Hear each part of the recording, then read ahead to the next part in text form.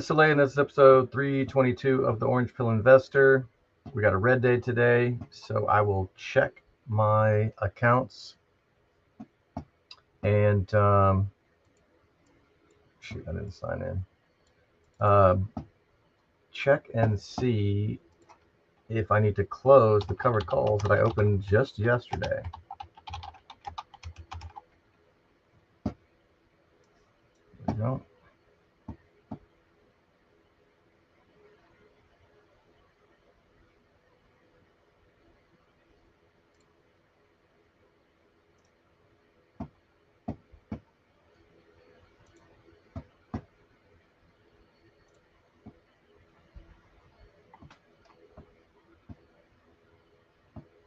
Yep, looks like that is the case. So usually it's reasonable to check, like if half the expiration's gone and more than half of the value is drained out of an option, it's reasonable to close that. And actually, before I get started, let me take myself out of here and let's take the chats out. All right, so we got full screen. All right, cool. So this has only been open one day. I sold. Actually, you know what? Just give me a second. I need to double check. And yeah, here we go. I am live on X, and let me just double check YouTube. It's kicked in. Okay, yeah, looks like I am good to go. All right, cool. What's up, Swoldemort? Let's see, nice entry on those covered calls. IV bump making me hold these spreads a bit longer. Yeah. Afternoon to you as well, Jeremy. All right, so I could hold these till Friday and collect this last $200 here, but the fact that I can collect, I don't know, 75 or 80% of the value in one day just means it's time to close these. There is no reason to try to hold for another few days just to collect the last few crumbs. Now, what I can do, once I've done that, now I can decide, do I want to just keep the cash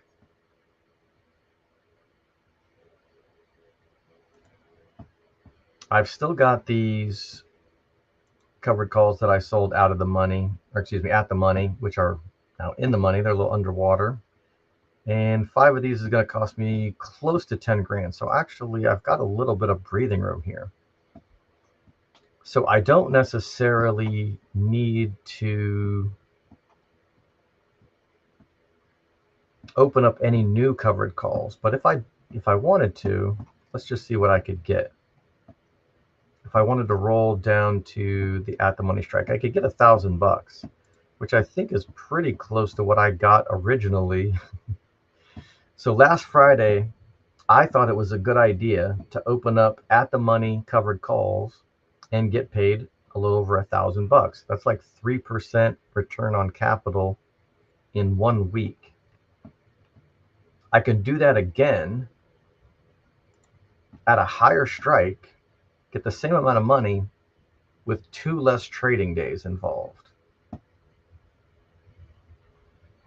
So I'm kind of tempted to put a couple more of these back on.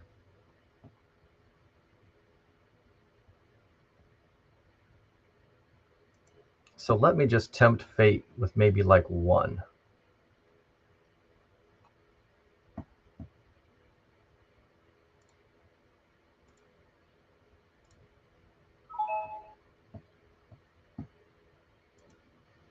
All right, I got 13 grand to play with. These 5 are going to cost me about 10 to close. If we close at, what are we at, 337? Actually, I would only have about $1,200. So what I really need to do, I need to check the extrinsic value in these. They're worth 1,900. Actually, let's just round it to 2,000. The current strike is 337 minus my strike price of 325 is about 1200, 1250. So there's 1250 of intrinsic value. The value is 1980. If we subtract the 1250 from the, let's just call this 1950, that leaves $700 worth of extrinsic value that I can collect in time decay.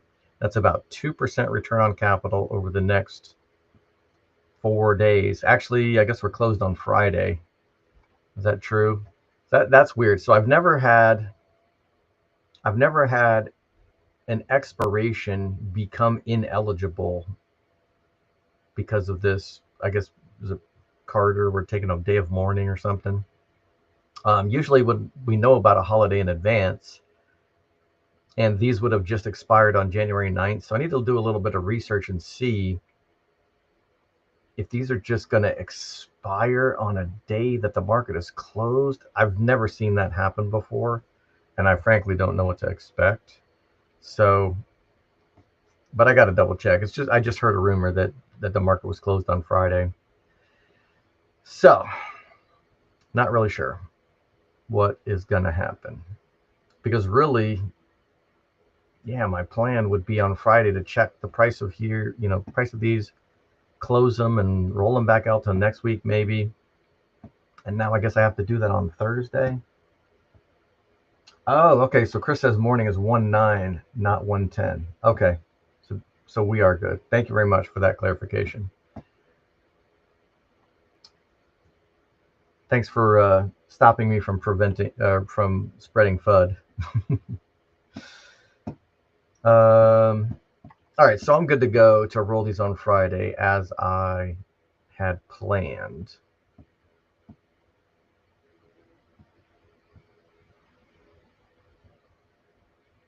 But in any case, and I meant to do, I kind of didn't do it yesterday, but I hate carrying cash for any reason, because if the price does run up, I at least want to own the shares. So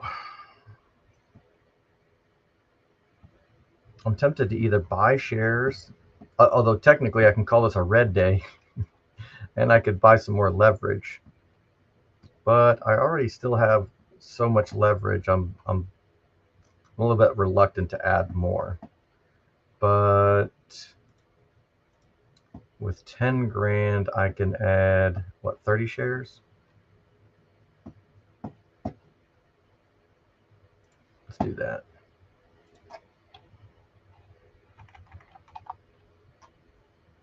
You know what? I need to check Tesla, because 2025 is going to be,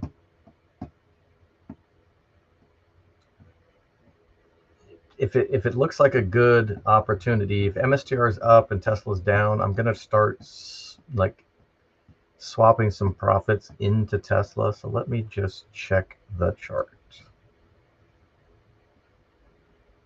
All right, so it's up from most of 2024, but it's down, what, $90 off of all-time highs. I kind of feel like Tesla is a dip, as a buy the dip opportunity probably for the next 10, 20 years. And what's MSTR chart look like? Okay.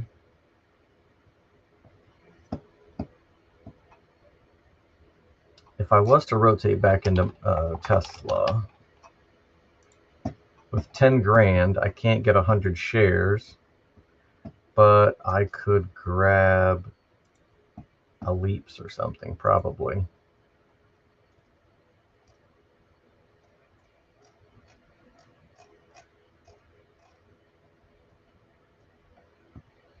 January 2026. Or actually, you know what? I could probably just go out as far as possible. What's at the top of the, whoop, not the bottom of the chain, the top of the chain. That would cost me about 5 grand.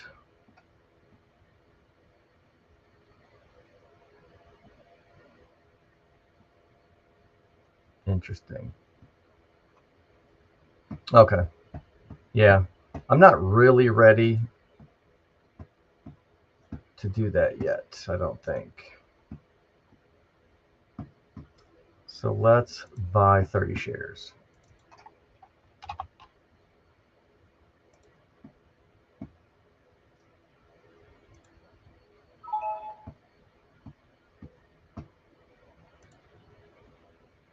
Oh, $3,000. Is that 9 more shares?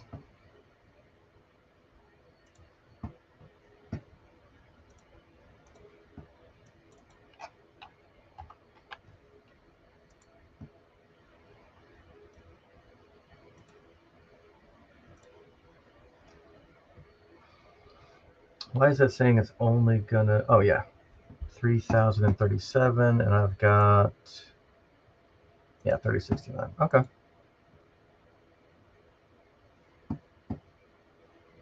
I didn't get a fill. Weak.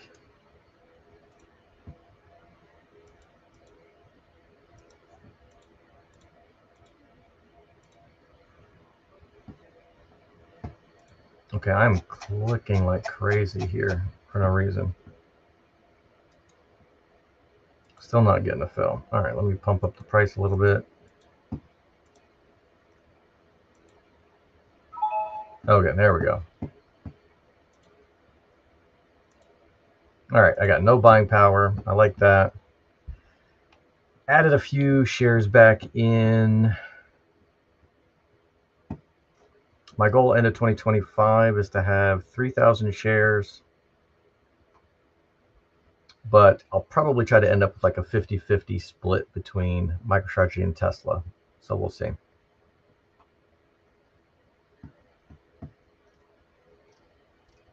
All right, that should be the only thing that I need to do today. So let's check the chats and call it a day.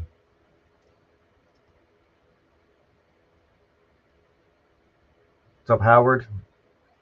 Jeremy says, I jumped in on a February 21st, 580 on Monday, hoping for that squeeze. Very small amount. Yeah, that's the important part is it's okay to scratch lottery tickets as long as it can't hurt you. And it's one thing I'll probably mention, when we're talking about catalysts on True North, like the catalysts are cool and all combined together, they add up, but it doesn't necessarily mean, okay, I can say this catalyst at this time means this, the price will do something by a certain expiration date. And these January, 660, 760 call debit spreads are a prime example. Kind of got a little over ambitious with this one.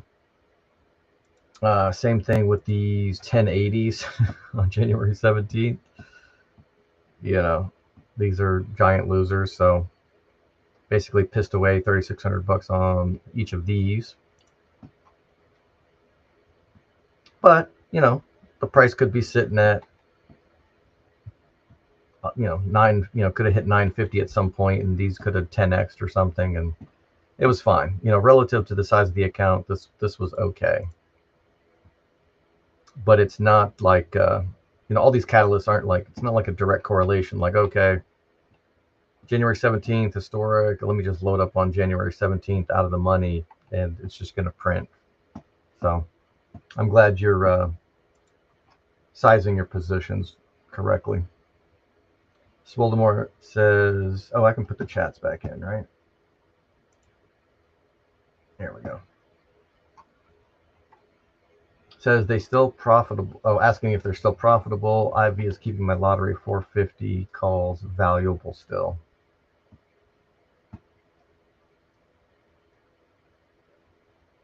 And then says technically they'll expire same as usual, but likely no underlying movement. And then Jeremy says, yep, still up 10%. Happened to get lucky and bought them after the opening dip. Nice timing.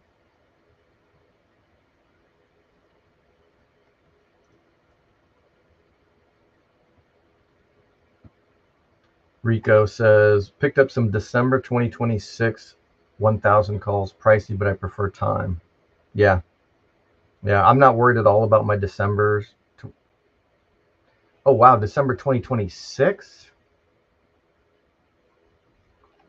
Okay.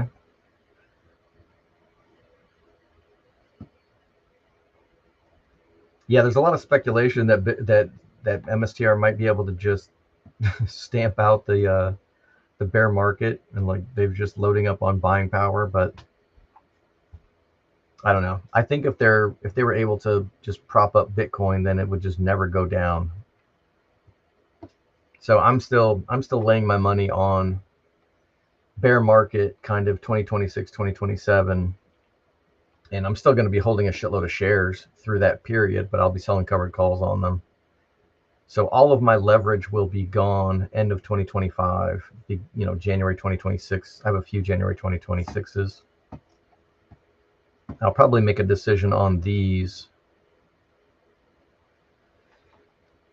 If they're in profit, I might try to wait until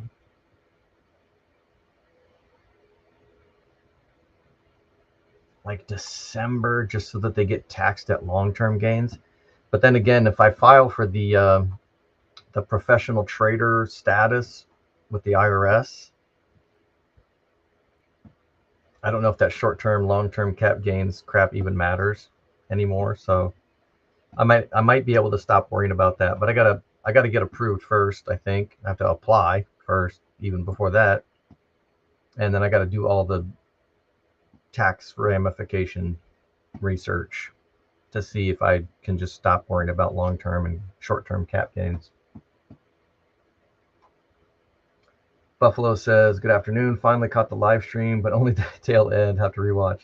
Yeah, and my son's been home, so I've been using him as an excuse to not re-upload with timestamps. And I've got like at least 5 episodes I got to do. So I'm going to have to watch my own dumbass talk for 30 minutes or an hour at 2x speed at least. And then record what the timestamps are for different things. Upload it with a little blurb or whatever. And I kind of just can't bring myself to do it right now. But he's going to jump in the car and drive himself back to college tomorrow for his final semester. And then he can go to work. But once he's gone, it's going to be harder for me to find an excuse of why I'm not doing that work. So K4 says, good afternoon, boss. Take me back to yesterday. Yeah, I know. Yeah, I was wishing it. I would wake up, and I was hoping what was it? What did I just take off? My 380s. I was hoping my 380s would be underwater and we'd be sitting at 400 plus, because even if I do have to pay 10 grand for these, I will probably use that as an excuse to take off some more leverage. Like one of these leaps would be perfect. One of them would give me about 18 grand. I'd probably have to close. Where's my covered calls? Right, here we go. I'd probably have to close one of these with it, because these are the 5 covered calls that I have matched up with these 5 leaps. This is forming a poor man's covered call.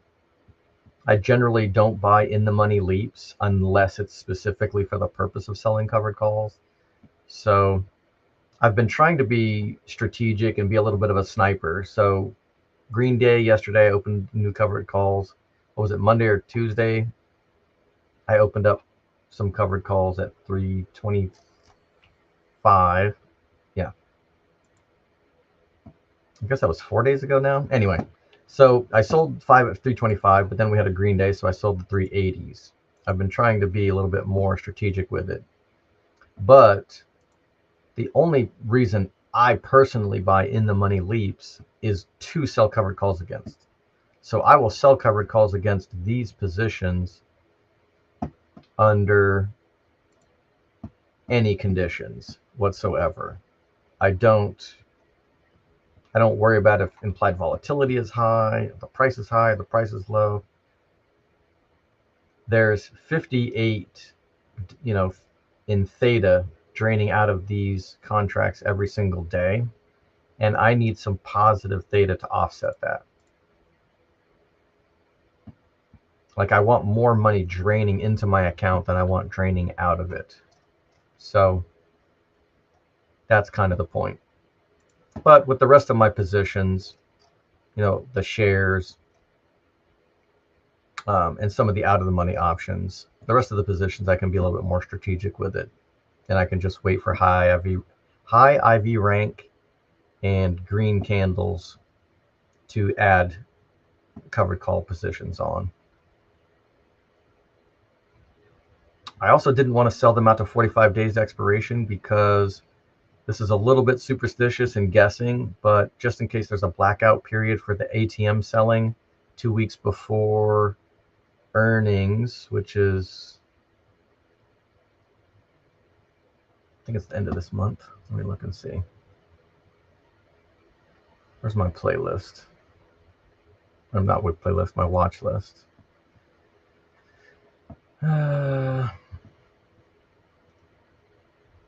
Where's my, you know what? I still haven't even figured out half of my shit on this web-based trading platform, but I thought I had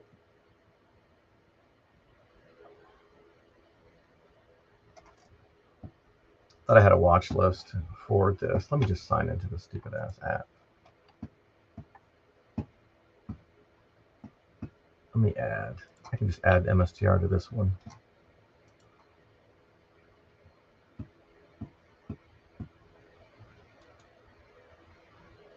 I don't even know how to add it to the frickin' watch list.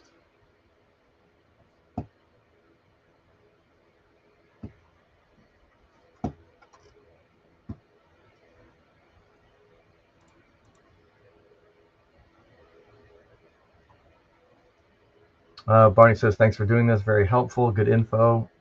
Happy to do it. Kakapo Coder says, wave. How you doing, Soleil? Looks like the Binance flush worked well right after the jobs data. Yeah, I heard somebody say something about something with Binance happened. Hell if I know. I don't even hardly pay attention to the news. Maybe I should.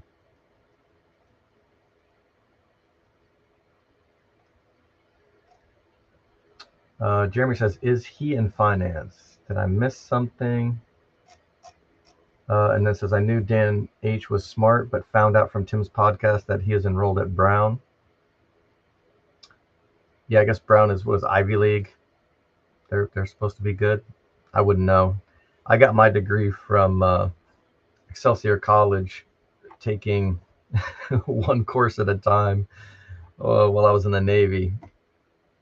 I kind of finished off my degree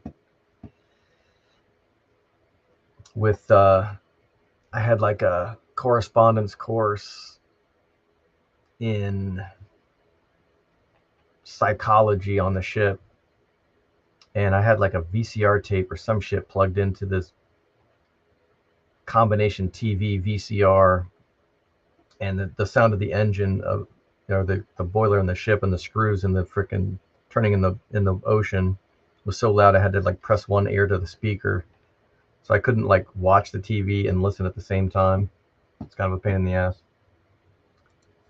But a lot different than Brown, I'm sure. Earnings are February 4th, says Buffalo. Thank you very much. So, my son. Is he in finance? No. I had him. I was like, dude, you got to sign up for like an investment club or something. I was like, you could fucking run circles around them. I was trying to teach him about options and all that good shit. And no, he's a musician. So he's definitely going to need Bitcoin.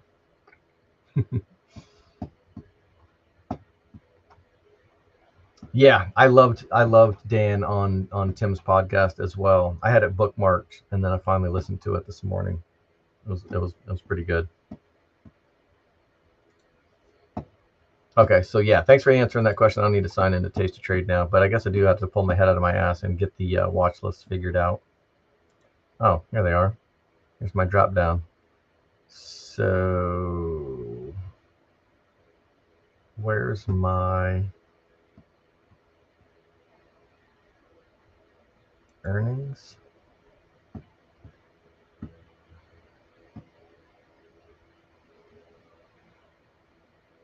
Okay, I probably have to customize my columns to have the earnings in here. Okay, not doing that now. All right, Chris says, can you quickly explain what happens if your shares get called away on a 4-man's covered call? I know the leap is cheaper than buying 100 shares, but you have to have cash to exercise the leap to fulfill the covered call. Yeah, so that would actually suck very bad. And I owe this little uh, nugget of information to Coach Mac. He's on X.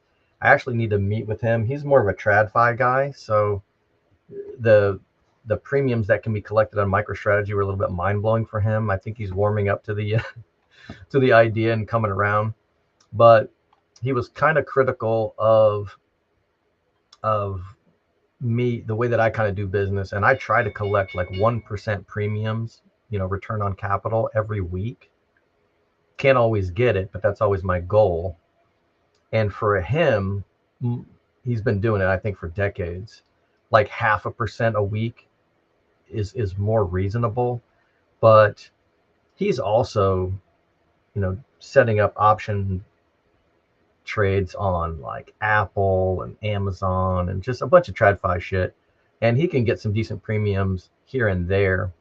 And he's also, very strategic with it. But he had a post that was talking about exactly what you're describing. So I sold the 470s, right? And I had already purchased the 200 strikes. If the price shoots up to 550 tomorrow, and any or all of the buyers of my 470 calls decide that they want to exercise early, number one, that would be a mistake for them, so it probably won't happen. And the reason it would be a mistake is because there's 30 days of extrinsic value in the calls that they're buying. So the most profitable thing for them to do would just be to sell it. However, if they decided they just wanted to wipe their ass with the extrinsic value and they don't mind making less money, and they exercised these calls, they're the buyer, so they have the right but not the obligation to do it. And these are not European options where you could have to wait until expiration, and they're cash settled and all kinds of other crap. But the price is 550. They exercise. If I turn around and exercise as well, then I have to sell my shares to them at 470. So I'm going to get paid $47,000. And I have to buy mine at the 200 strikes. So that's my protection. So in response to them exercising, I have to exercise. And then I'll end up making the difference between 470 and 200. I'll have 27 grand left over. But there's a shitload of extrinsic value left in my option. So I would absolutely get killed on that trade. So right now, my 200 strikes, subtract that from the current price of 340, is $140. The option is worth 187. So 187 minus 141 is 46. So if I'm forced to exercise to cover their exercise, I lose $4,600 from my option. So he would be an idiot because he would be sacrificing all of his extrinsic value, but it would also screw me over. And I'm guessing the market makers would just end up with that money. I don't know. Or does it just disappear? I have to think about that one for a minute. But yeah, if you're constructing a poor man's covered call and this person exercises early, if you don't have the money to go out there, you know, if you don't have 100 shares and you can just hand over 100 shares, you got to go out into the market and either buy them at the current price or exercise your call and screw yourself by losing all of that extrinsic value. So great question. Dude Face says, nice to see a healthy pullback. I just started writing calls in December. I've already added 5 shares just selling calls on my 100 shares in less than a month. Excellent. Chris says, got it. That makes sense. So it locks in the strike spread if it runs away from you and you lose some benefit, but you can't technically get wrecked out of pocket. Yeah. If you've constructed it correctly, and there's a, it's right here. This website right here has the formula for how to form a poor man's covered call. You know, I'm saying safely, but you know, hold that in air quotes because nothing in the stock market is safe. But that's the link to this channel here.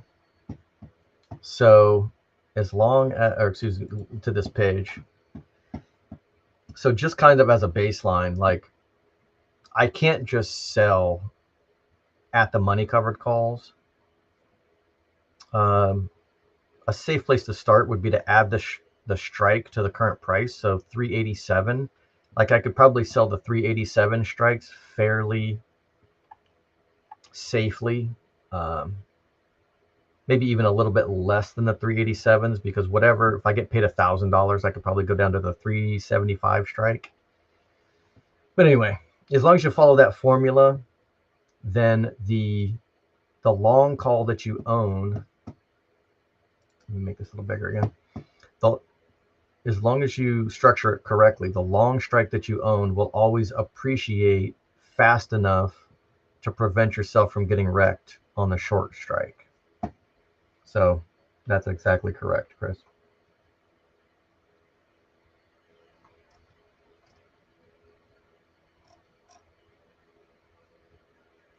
Justin says, what if they don't have exercise early, but on the strike date? So all extrinsic value drains out of an option at expiration. So at 359 on expiration date, there is no extrinsic value, which is why most people who exercise will do it, you know, at the earliest a day or two before expiration, because they don't want to waste all that extrinsic value either. So yeah, if I was worried about these people exercising on me, I would probably start getting nervous around February 5th, maybe. So I could roll these out, you know, if the price was 550 or, you know, 600 or something, the first week in February, I could just roll these out a couple of days early. Now the buyer can exercise at any time. So they could jump the gun and want to exercise on a Wednesday or something before expiration. But I've never been exercised on more than, I think, 1, but maybe 2 days max before expiration. Not to say that it can't happen.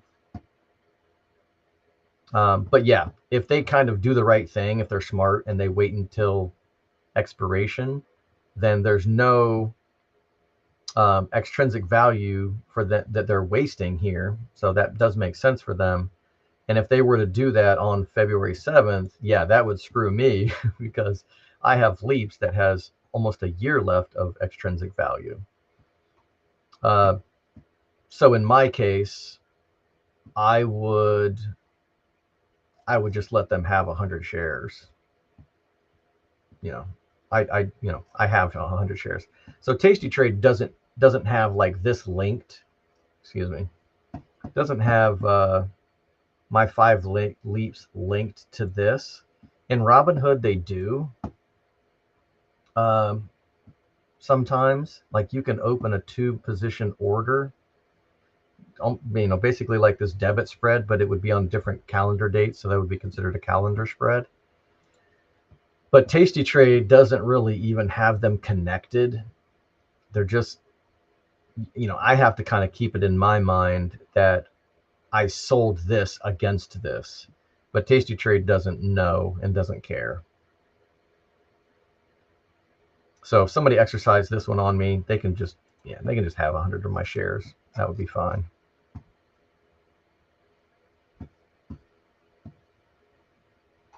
Grip Black 13 says, would you explain, or is there already the 117 significance? Is it bigger than a short squeeze? Pardon my ignorance. Yeah. From what I've heard from the other True North guys, is that there is a ton of in the money option holders on this date.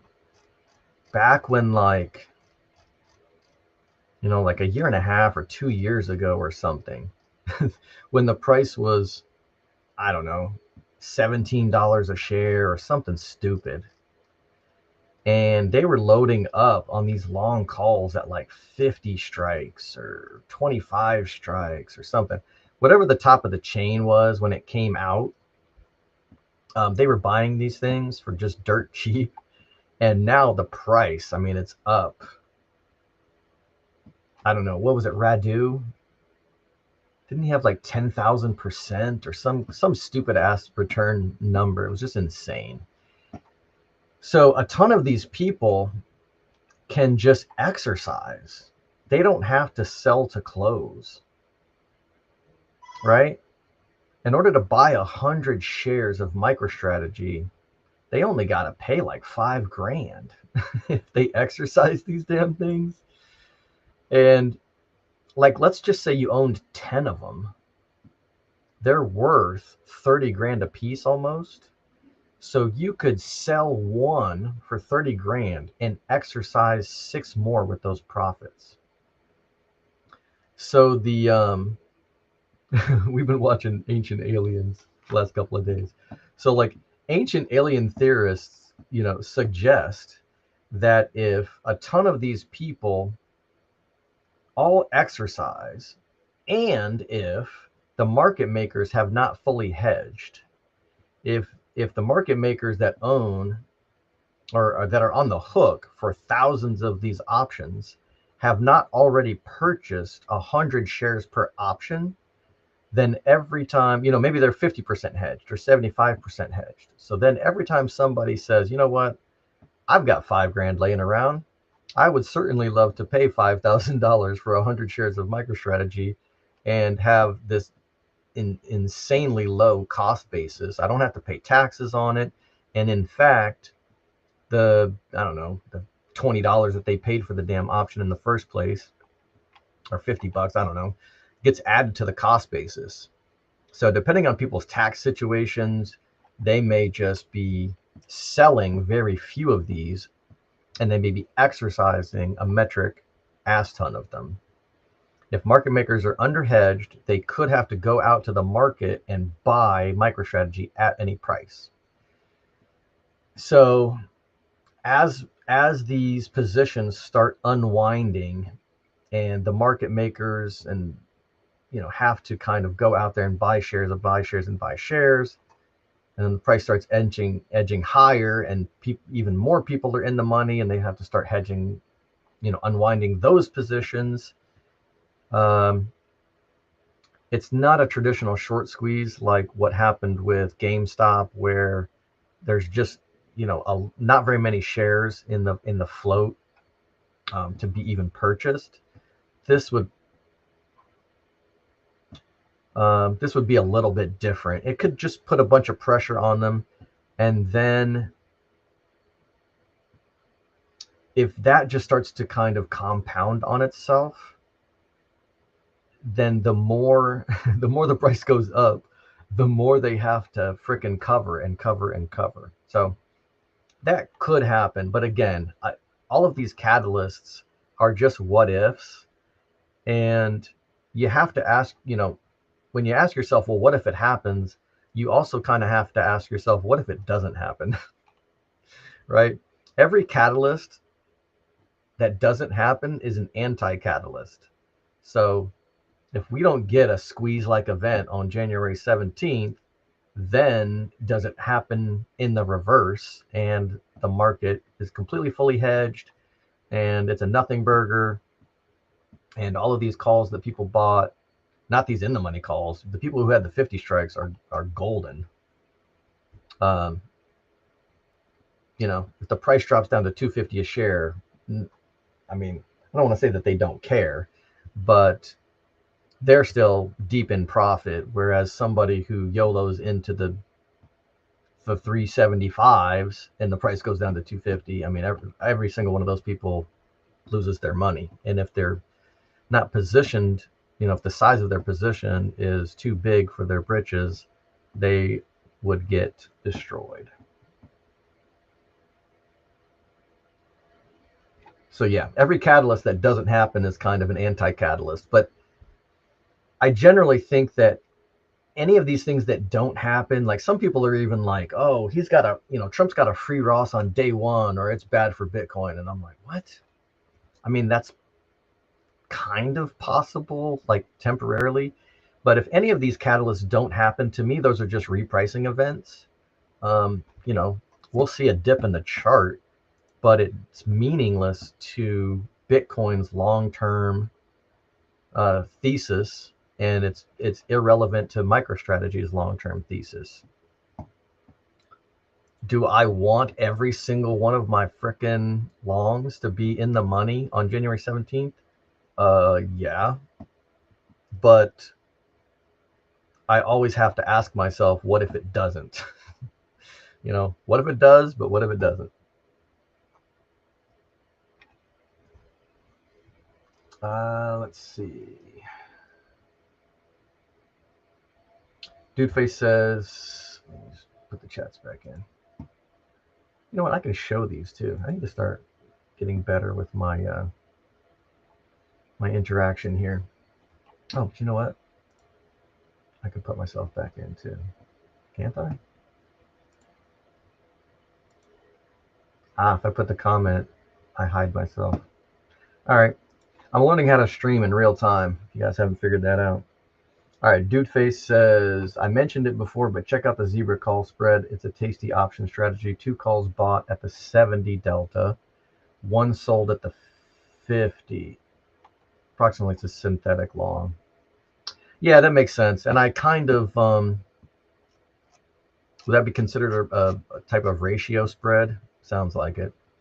But I kind of think about that way too. So I've got these, oh God, not the other way. I've got 20 of the 530s, and these are, getting closer to being in the money. And right now they're about 0.3 delta. So if I combine 2 of these, they're, 1 delta. That's basically the same price action as 100 shares. So I can combine every 2 of these, get 1 delta, and I can sell a covered call against 10 of, I can sell 10 covered calls against these 20 positions. So I can sell 10 against 20. But yeah, the 0.7 delta, I mean, these leaps that I bought are 0.85. And when I bought them, they were probably 0.7. So I usually actually sell 1 covered call per 70 delta leaps. That's not quite as safe as selling the 0.8. And selling, owning 2.7s is overkill. But I guess you're probably just selling enough. Oh, I see. It's not overkill because you're selling the 0.5 deltas. Yeah, so you're collecting a bunch of short-term premium. Okay. Yeah, I'll check that out again. That does sound interesting. Jeremy says, Jeff wanted to organize a planned True North group exercise on X. Yeah. Yeah, I don't know if we can completely do What did we do on was it QQQ? Where we bought some of the just for like sentimental value, we bought some shares on the last day that QQQ. Oh no, was that what it was? Anyway, I remember there was some shit we did where we all bought some shares on like QQQ inclusion date or something. I forget what the hell it was, but nothing became of that either. The market didn't do shit. Chris says, too bad we weren't in at the market blackout at the same time, 2 to 3 weeks off. Yeah. Nadia says Radu has the 30 strikes. Oh my God, those are insane. Yeah. So a lot of those guys will be exercising. That's the point. Thanks, Nadia. Jeremy says the squeezers get squeezed. And Grit says, gotcha, Jeff and company are way in the money. Yeah, I forget what strikes he has. I think he's published it. But I think Radu was the winner. Nadia says some estimates have 1 million plus shares being exercised for 117 just from MicroStrategy Peeps here next. That would be nice. Yeah. So, I'll probably be watching the price on the 16th and 17th, and I don't know, may do something a little fun with it. Just do some YOLO shit on a small position. Haven't quite figured out what that's going to be yet, but we'll see. Chris says, organizing an exercise on public forum sounds like trouble if you're ever in front of Congress. Yeah, exactly. And so we had to make sure that it wasn't like a coordinated thing. It was just kind of like, oh, hey, maybe we'll buy some shares on the last day before QQQ inclusion for sentimental purposes or something like that, All right. That's it for now. Be good, y'all.